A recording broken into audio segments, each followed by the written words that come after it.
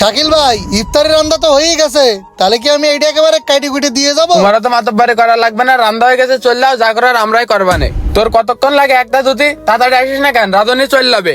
জি আইসি। শাকিল ভাই, তাহলে আমি চলে যাচ্ছি। তোর অত চিন্তা করা লাগবে না, রানতে পারি না তাই কি ঢালাঢালি তো করতে পারি। রানী তাড়াতাড়ি আসিস না কেন, এত দেরি আসছে কেন? রানি নে, হাতে হাতে বাড়া শুরু কর। আর বক্কার, তুই লিস্টটা শুরু করে দে। বক্কা চাচা লিস্ট করতেছ তো? এই লিস্ট করতেছিস তো? ভাই করতেছি, তা কোন কোন এলাকার তা লিখবো আর কোন পাড়ার তা আগে লিখবো তাই কন। ওই উত্তর পাড়ায় মসজিদে দিবি 2 গামলা। এরা কি আমার কটা দেবে না বাড়ির জন্য? ভালো করে শুনিস। আর এই পাশটা আমাকে খুলতে দিবি 2 গামলা। খেয়াল রাখবি কেউ যেন ডবল ডবল না নেই, আর কেউ যেন মিস না হয়। রানি গামলা আরেকটা নিয়ে আয়। কি রে, বাড়ি বলে চল যাবি, আসরের নামাজ পড়বি না?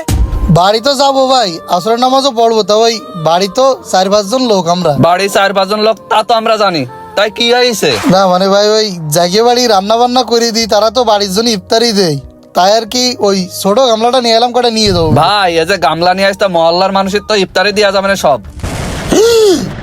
ওই তো ছোট গামলা, বড় গামলা হলে তো ট্রাকে করে আনা লাগতো। দেইছের বক্কার ছোট গামলা।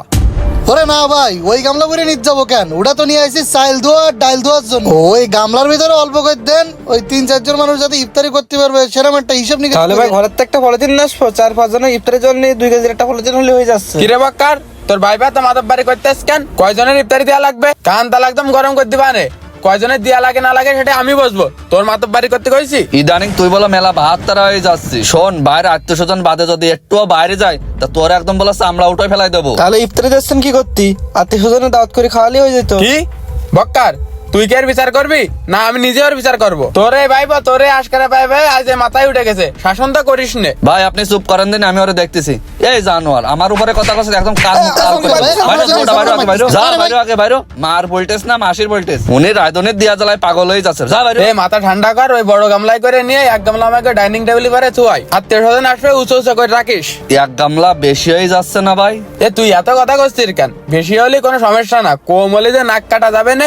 আচ্ছা ঠিক আছে ভাই, আপনি যেটা ভালো মনে করেন সেইটি। তুই যে তোর ভাই বেড়ে দিলি রাগের মাথায় খাদায়, যা ওরে ডাইকে নিয়ে আয়। এসব মসজিদে নিয়ে যাওয়া লাগবে না, আর তুই প্যাকেন করে আমার ওই আত্মীয় স্বজনের বাড়ি দিয়ে আয়। তোর ভাই বেড়ে দিলি, তোর ভাই ফেলবে না গুলায়, তাড়াতাড়ি যা। আচ্ছা ভাই ঠিক আছে, যা তালি। আচ্ছা ভাই। ভালোভাবে উঠো, বেলাইন করে আবার ফেলাই মেলাই দিস না যেন। মসজিদের লোক কয়জনে শুনেছিস তো, দেখিস আবার কম টম যেন না পড়ে। না হিসেব কিতে সব ঠিক আছে, শর্ট পড়বেন না। ঠিক আছে, এলাকায় কিন্তু আমার একটা সুনাম আছে।